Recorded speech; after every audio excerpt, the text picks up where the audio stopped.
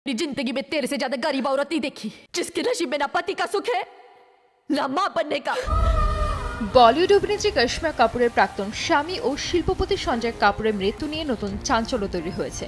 গত 12 জুন লন্ডনে পোলো খেলতে খেলতে হঠাৎ হৃদরোগে আক্রান্ত হয়ে মারা যান তিনি।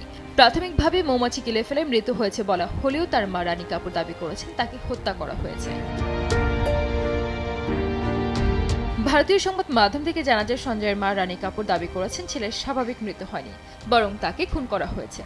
নতুন কিছু প্রমাণ নাকি তার হাতে এসেছে যা স্পষ্টভাবে ইঙ্গিত দিচ্ছে এটা নিছক দুর্ঘটনা নয়, এটি একটি চক্রান্ত।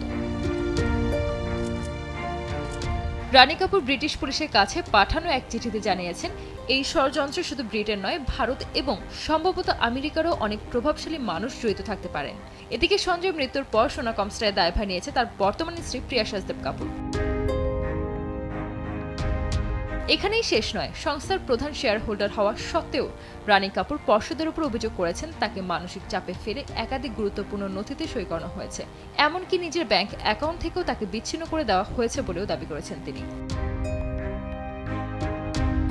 তার কথায়, আমি এখন জীবনের ন্যূনতম চাহিদার জন্য নির্ভর করছি কিছু নির্বাচিত মানুষের দয়ার উপর। আমার একমাত্র ছেলে মারা যাওয়ার 1 মাসেরও কম সময়ে এত কিছু হয়ে গেল।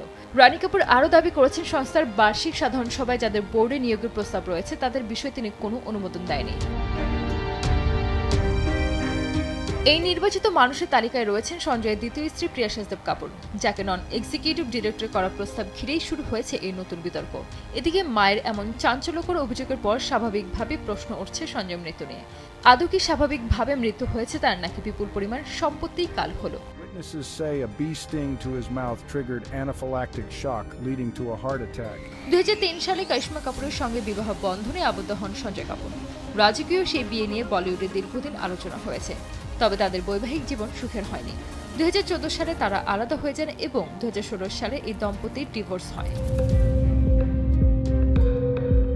জানা যায় বিচ্ছেদের সময় করিশ্মা মোটা অঙ্কের ভরণ পোষণ হিসেবে সঞ্জয়ের কাছ থেকে 70 কোটি টাকা নেন। এরপর থেকে সঞ্জয়ের বিপুল সম্পত্তি, যার পরিমাণ প্রায় 30,000 কোটি টাকা নিয়ে গুঞ্জন শুরু হয়। শোনা যাচ্ছে করিশ্মাও নাকি স্বামীর সম্পত্তিতে নিজের অংশ দাবি করছেন। ঠিক সেই সময় উঠে এলো এই খুনের অভিযোগ, যা নতুন করে নানান প্রশ্নের জন্ম দিয়েছে।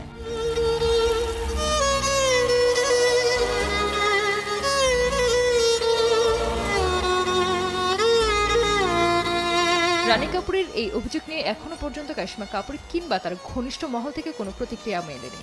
বিষয়টি তদন্তাধীন রয়েছে বলেই জানা গেছে।